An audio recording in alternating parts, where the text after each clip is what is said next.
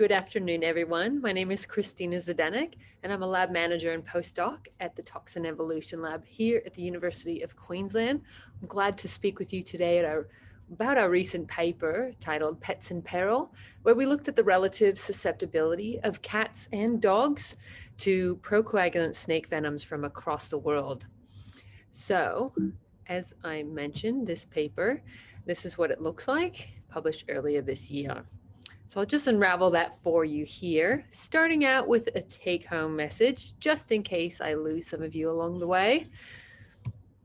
So we did find that cats are much less susceptible than dogs to the pathophysiological effects of procoagulant snake venoms, and this was looking at it in vitro.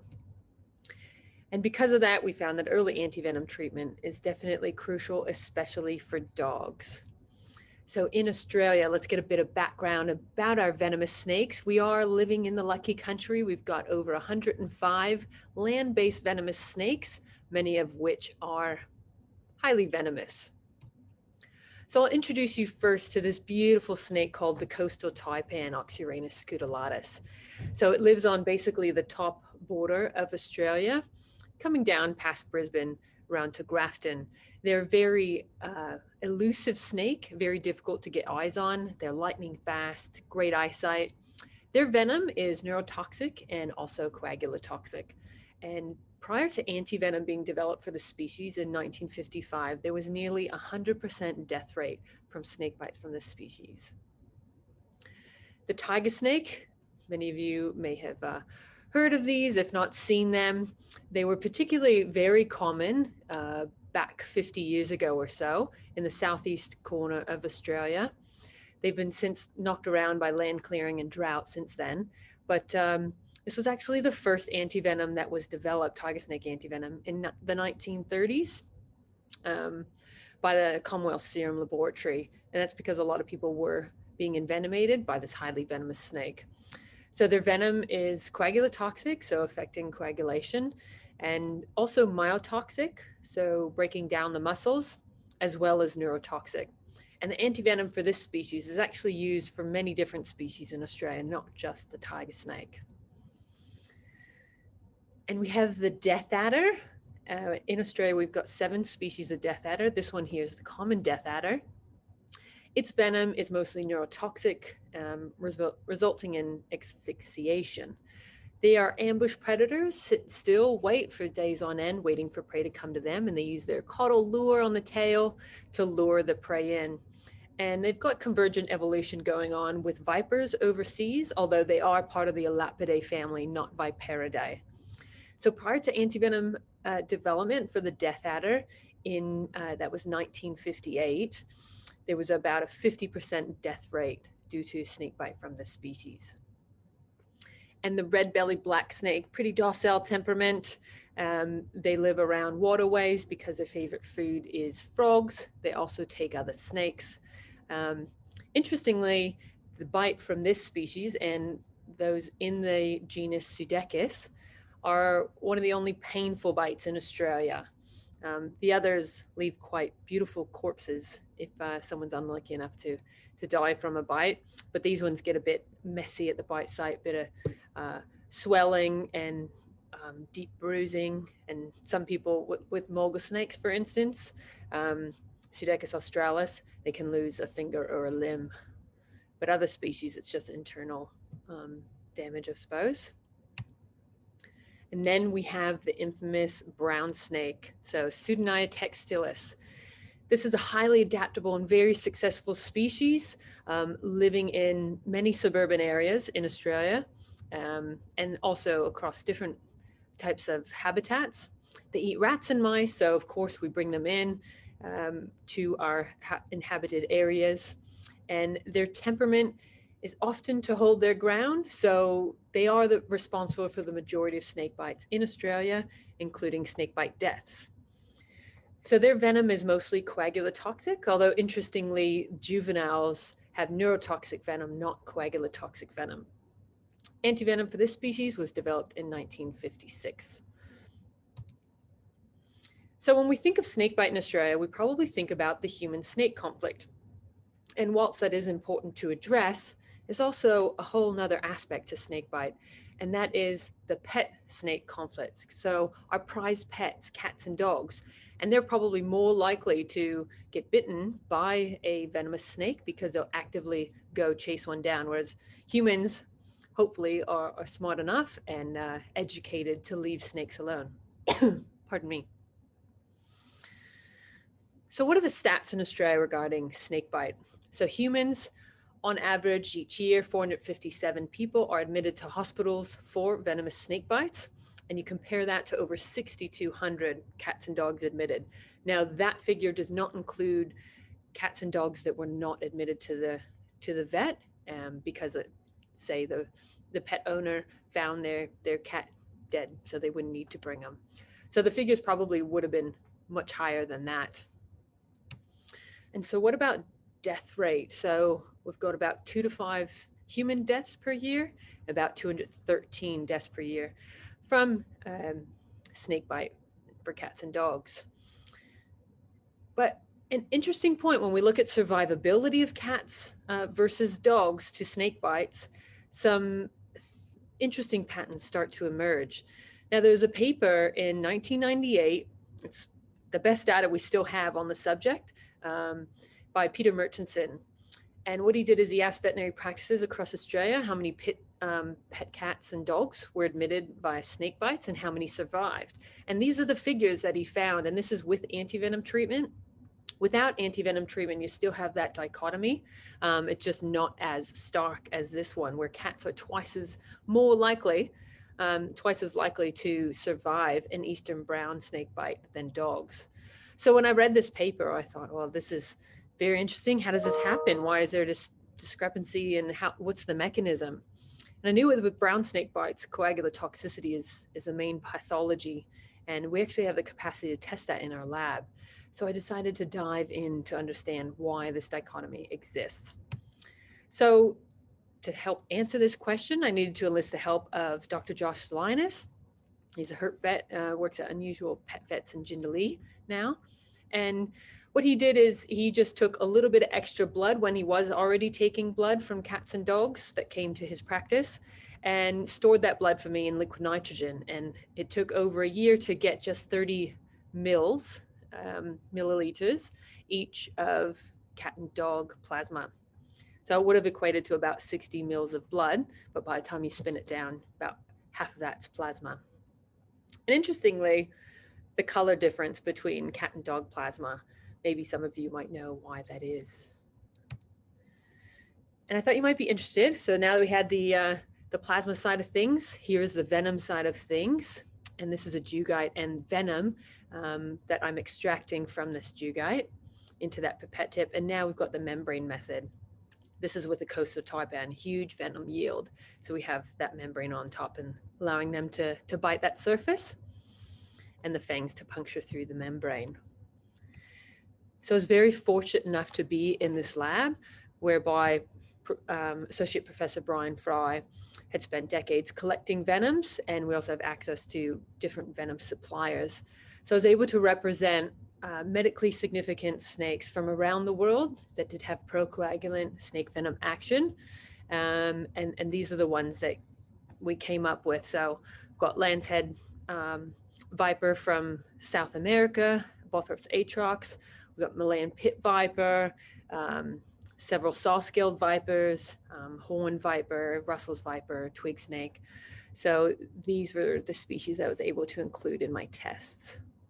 So what did we actually do? Well, we take plasma, add venom, plus some cofactors, incubate it for 120 seconds, and using the Stago Star Max coagulation analyzer to precisely measure the time until clot formation. And how this is actually done, some of you may be aware, but there's this cuvette and a metal ball in the middle that oscillates back and forth via these magnetic bars on the side. And as soon as that oscillating ball stops, indicates when there's a clot.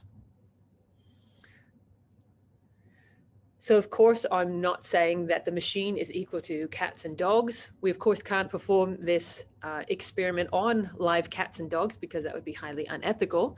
So the best we can do is an in vitro sort of experiments. And it's also important to know we are just measuring clotting time. So that's looking basically at the clotting cascade. So we don't even have platelets in there or red blood cells. And of course, vasoconstriction is out of the question for being able to test that here. So it's really just the coagulation cascade and not even other types of venom toxins within the venom. But all else being equal, this is a really precise way to measure just that one thing, clotting time. And we found it quite helpful. And here is all the data. I'll throw it all at once, and I don't expect you to gather it all. I'll unravel it and show it in different ways. It's a bit more accessible than this, but just wanted to show you how much work was involved. There's actually 117 dose response curves that are 8-point dilution curves each. So it's 39 curves in triplicate. And as you can see, cat plasma in blue, human plasma in red, dog plasma in brown curves, with venom concentration on the x-axis increasing to 20 micrograms per mil. And on the y-axis, as I said, that was clotting time. So to better understand and be able to compare these, we used a calculation called area under the curve. And I'll just zoom into one of these graphs to illustrate what I mean by that. So it's simply a computer program that gets the area, like I've shown here, under each of the curves. And you can see the number increasing as we go up. So the higher the area under the curve, the less potent the venom was on that particular plasma type. So if we take these area under the curves and we map them over a phylogenetic tree, we can create what's called this Heatmap, where we've got error bars at the nodes looking at the evolutionary history that's estimated for these trees. And we've got the numbers listed there. And so you've got dog plasma on the right, cat on the left. And first thing that might jump out to you is look at how red, so that's a lower area under the curve for dog plasma compared with cat plasma on the left. So more potent venom action on dog plasma across the board, really. And an anomaly over here with the saw-scaled viper, whereby the cat was less affected relative to the other venoms by these two species, their venom. And interestingly, where the saw-scaled vipers did evolve occurs where the domestic cat also evolved. So whether there was some resistance going over there that evolved in the cat, we're not sure. That would have to be tested in another study, of course. So now if we want to throw human plasma in the mix, I needed to go to this format because I can't do that head-to-head. And here, what I've done on the y-axis, I've inverted the area under the curve values so that the highest bars are intuitively the plasmas that are most affected by the venom. So lower bars, less affected. And one thing that might pop out is how low across the board the red-bellied black snake was across all three plasma types. And as we see here, same color pattern, or rather the same legend as before. And also, as I mentioned, with cat versus dog plasma, the saw-scaled vipers affected those plasmas less, and that was same with humans, but dog is still quite affected. And if you look across the board, the brown bars are the highest. Now, if we look at the spontaneous clotting time, so we call this our negative control of the different plasma types. So this is when I'd run the same exact assay on that machine as I described earlier, except instead of adding venom, I merely add a blank. So all the volumes and ratios are the same. And as you can see, dog plasma clotted naturally quicker than all the rest. So what happens here is that when a procoagulant snake venom is injected into the dog and makes it into the bloodstream, what's probably happening is that the clotting factors are consumed even quicker for dogs compared with cats and humans. So this would mean that they would bleed out internally more quickly. So coming to the original question, in worded slightly differently, does the statement of cats having 9 lives apply to snakebite? If you'd ask me, I would say yes. snake venoms, as we found, did clot dog plasma much quicker than cat plasma. And this may explain the interesting results that Peter Merchant found in 1998 with his veterinary surveys across Australia. And I think a really interesting point to bring out, so it's not just about the venom, of course, but behavior. And if you think about cats versus dogs, the behavior probably actually exacerbates the issue of dogs being more susceptible. So if you picture a cat, if it wants to explore an unknown or something risky or scary to the cat, it would probably swat at the snake, whereas a dog would investigate with its nose. And this is a highly vascularized area for the dog and not far from the lymph nodes. So it could probably enter into the bloodstream a lot quicker. So behavior in terms of where the snake bites the animal, but also behavior of the animal after being bitten. Cats generally less active than a dog that might go run around and then increase the heart rate and pump the venom throughout the body even more rapidly, leading to more quicker deleterious effects of the venom. So I thought it might be helpful for you guys, particularly being summer, snakes are active, which would also be the case in springtime. Here are some symptoms of snake bite with cats and dogs. So general weakness, wobbly walking, sudden collapse, foaming at the mouth, that's particular with death adders, labored breathing, that's due to the neurotoxicity and the diaphragm being less able to open up the lungs, and then blood in the urine, that's due to internal bleeding from the coagulotoxic venom. So a few action points for cat and dog owners, because of course prevention is better than cure, isn't it? Keep cats indoors. This of course saves wildlife too, even if people aren't aware that their cat might be killing our native critters like birds and skinks. A lot of them don't bring it back to the house. And of course, keeping dogs on a lead when going bushwalking is particularly helpful on beaches where nesting birds might be vulnerable to dogs scaring them off or eating the young. And if you do suspect a snake bite, you'd want to keep the animal motionless and want to get it to the vet as soon as possible, particularly for dogs. So I'd like to thank Associate Professor Brian Fry, the Toxin Lab, Dr. Josh Linus. We've got a venom supplier there, various snake photographers, my husband Chris Hay, who helped out as well. And lastly, you for listening. I apologize I can't answer any questions directly because I am currently out gallivanting around Queensland, but Lisa might be able to help. She's been quite aware of our research and helped us along the way develop these assays. So thank you very much for listening. I hope you enjoyed it. Anyone's welcome to get in touch with me. I'm on Twitter and there's my email. All right, bye.